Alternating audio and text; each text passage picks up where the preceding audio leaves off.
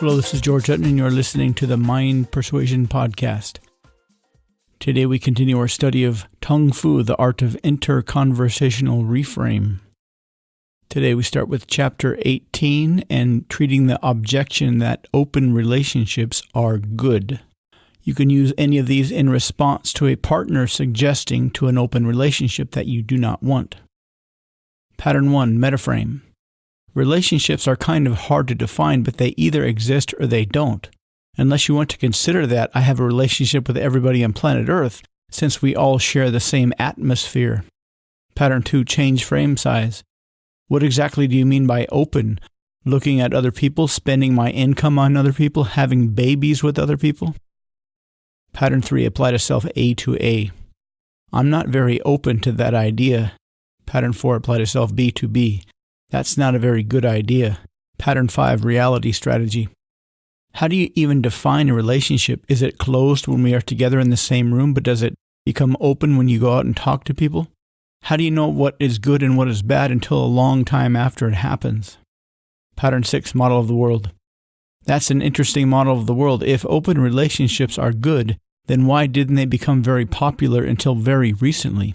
If open relationships existed during the Middle Ages, then society would have broken down into anarchy and we would never have experienced the Enlightenment. Pattern 7, Intent. I think you may think that because you feel constrained. Do you want to take a break and not see each other for a couple of months and see how we feel then? Pattern 8, Redefine A not equal to B.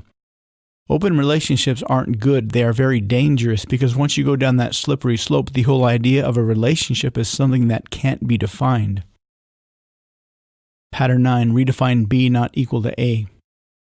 What's good is openly communicating with each other to make sure we are really satisfying each other's needs and then determining if this relationship should continue or not. Pattern 10, Counterexample. Did you ever think something was good but then it turned out to be the worst thing you ever did? That's the way I feel every time I decided to have another drink. It's certainly a good idea at the time, but there are always horrible consequences. Pattern 11, Chunk up. Well, I suppose a relationship is how you define it, and that definition is based on everybody that is participating.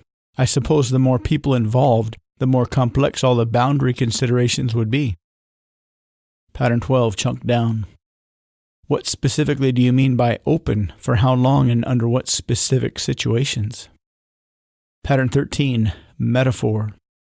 Once upon a time, Satan was an angel in heaven, and he wanted to have an open relationship with God, and that didn't turn out very well.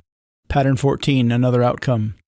Whether an open relationship is good or not isn't the main point. What is the main point is whether or not you are satisfied with this relationship. If you are, I think we should continue, or at least work on it until we've both given this the best chance of succeeding. Pattern 15, Consequences.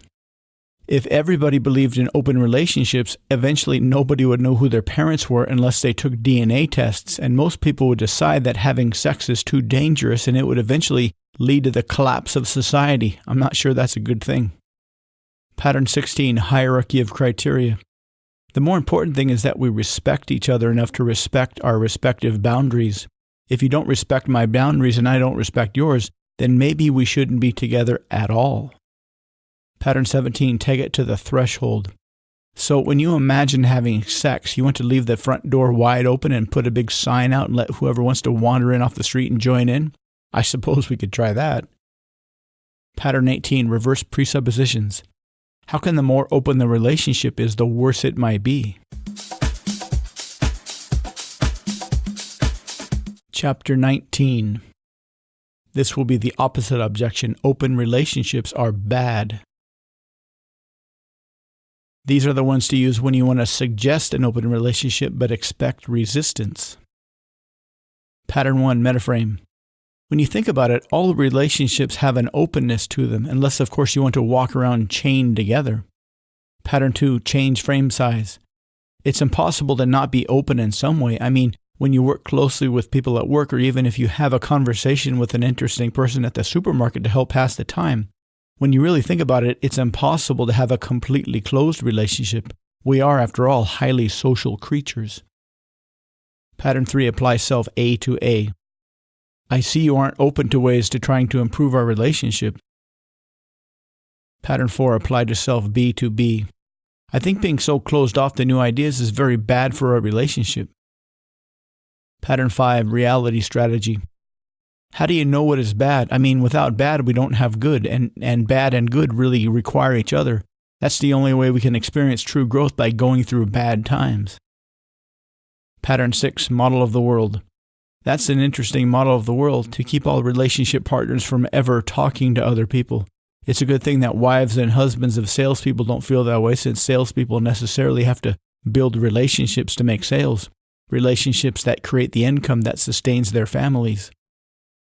Pattern 7, intent. I appreciate why you are saying that, because you value our relationship, which is exactly why I want to have an open relationship. I wouldn't want one unless I was sure it would help our relationship.